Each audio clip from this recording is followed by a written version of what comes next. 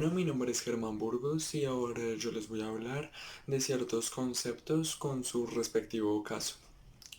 Ya entrando en materia, tenemos un primer punto que es el principio territorial en el derecho internacional público. Se entiende que el derecho internacional público establece como todas las normas y el comportamiento de los estados y asimismo de las organizaciones internacionales. Hasta cierto punto las respeta, pero también encamina su ordenamiento y su jurisdicción, donde tenemos que esta es la autoridad y el poder que tiene un Estado para establecer las normas convenientes para este, diciéndole de otro modo que supla sus intereses nacionales. Por esta razón, la jurisdicción y el ordenamiento de cada Estado es diferente. Como caso, tenemos la disputa territorial entre China y Japón por las islas de Senkaku, cuyo objetivo de cada una de las partes era la apropiación de los derechos de pesca en las aguas que están alrededor, pues, de estas islas. Se tocan temas como lo de la costumbre y el respeto por la soberanía de estos estados. Sí, y estos estados anteriormente nombrados buscan también, pues, la obtención de recursos, ya sea para su producción nacional o pues sea para exportar a nivel internacional. Ya como segundo punto tenemos el principio territorial en el derecho internacional privado. Este se encarga de las relaciones jurídicas entre particulares y busca proteger a los individuos de una nación, ya sean empresas o personas jurídicas. También se puede centrar en litigios de multinacionales, determinando también las condiciones jurídicas de los extranjeros. Pongamos un ejemplo. Un contrato de trabajo entre un extranjero y una empresa nacional. El trabajador debe acoplarse y seguir las normas de empleo en el país donde va a llegar a residir y a trabajar. Por lo tanto, si no cumple con los lineamientos de la norma nacional con respecto a estos temas laborales, se puede ver enfrentado a un problema legal entre la empresa nacional y el trabajador. Pues el trabajador es proveniente del extranjero, ¿sí? Entonces ahí es donde se empieza a tocar ya el tema del derecho internacional en el área privada. Ya como tercer punto tenemos el principio territorial y la ley de propiedad intelectual.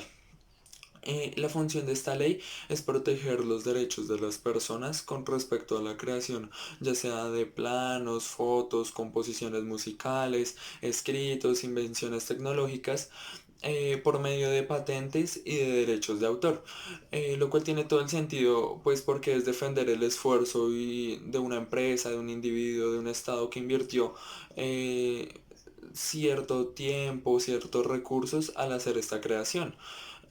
Como ejemplo tenemos el caso de la demanda de Apple hacia Samsung por copiar el diseño del iPhone, en donde Apple le pide a Samsung una indemnización de $1.000 millones, en donde ahí entran a negociar y a buscar un concilio. Entonces Samsung ofrece 20 millones, mientras que Apple exigía que le pagaran sus 1.000 millones. Entonces siempre se debe llegar a un acuerdo, siempre se debe conciliar y la conclusión fue que Samsung pagó 500 millones por haber copiado parte del diseño de iPhone. También es importante resaltar de que eso es como a nivel macro, pero a nivel micro también se pueden ver problemas de plagio, ¿sí? Entonces también hay que tener eso en cuenta.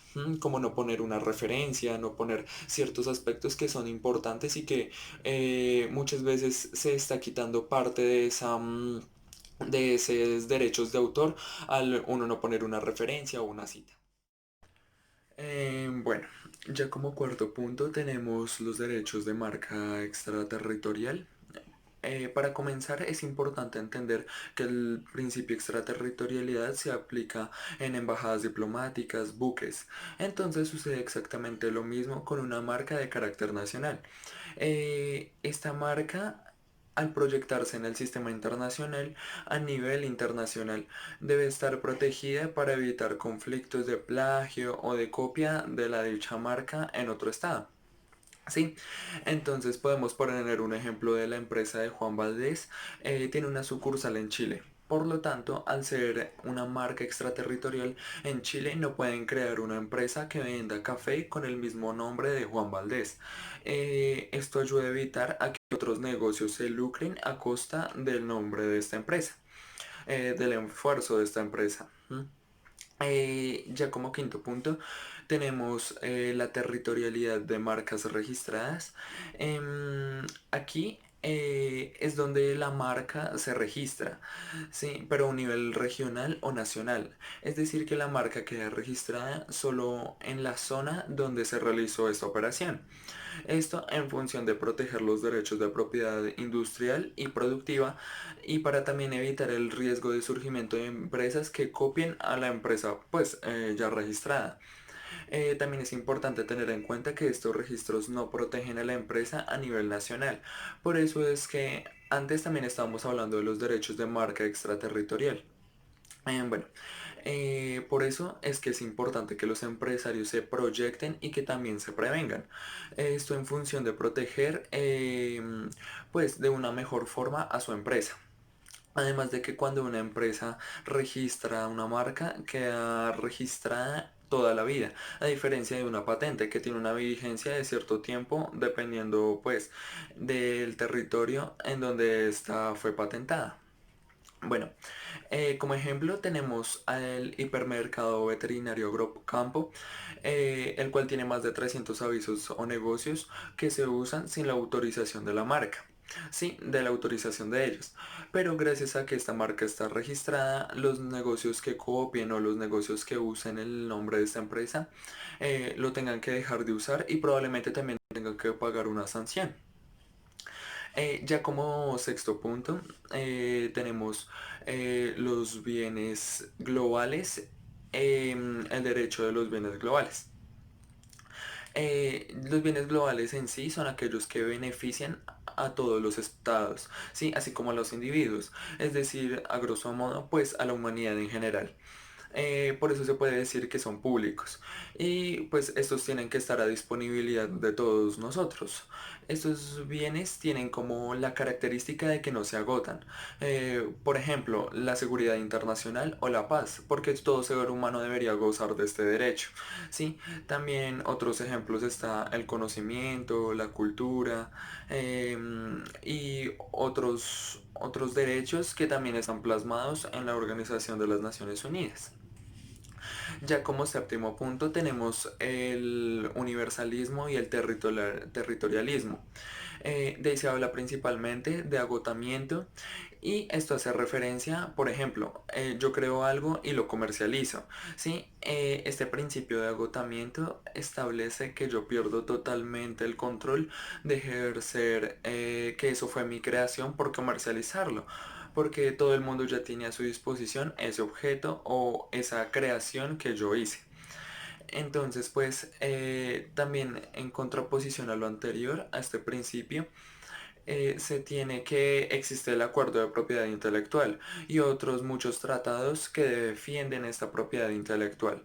Es decir, que no existiría agotamiento, ¿sí? Porque entonces no serían útiles ni los derechos de autor, ni las patentes, pues ni nada de todo esto que fue creado en defensa de la propiedad intelectual y de todo esto, pues en general. Lo anterior también ha sido tema de debate en Estados Unidos por algunos tribunales, en donde se establece que el agotamiento solo es de carácter territorial. Bueno, ya para concluir, podemos decir que el derecho internacional de la propiedad intelectual continuará expandiéndose, ¿sí? Pero pues también esta expansión se está moviendo cada vez más, pero en dirección al nuevo sistema económico global, el cual está creando como normas y se ve el esfuerzo también por parte de los estados por crear ciertas leyes, ciertos acuerdos, para poder así proteger la propiedad intelectual y pues todo el esfuerzo que hacen las personas a la hora de crear pues sus invenciones. Eh, Otro aspecto al que se llegó como conclusión eh, en general sobre todos los temas es que la ley de marcas se está privatizando cada vez más como resultado de la ley internacional. Esto es porque en la ley muchas veces sirven más normas del derecho internacional privado al derecho internacional público. Otro aspecto importante es que pues esta territorialidad está disminuyendo poco a poco. ¿M? Entonces ya esta regulación de los derechos privados se está volviendo mucho más universal, por lo que ya se había hablado antes de todo este tema de que sirve más proteger la marca a nivel internacional que a nivel territorial para evitar copia, plagio, problemas de esta índole. Entonces, pues básicamente es esto. Muchas gracias por la atención prestada, por tomarse el tiempo de ver el video y muchas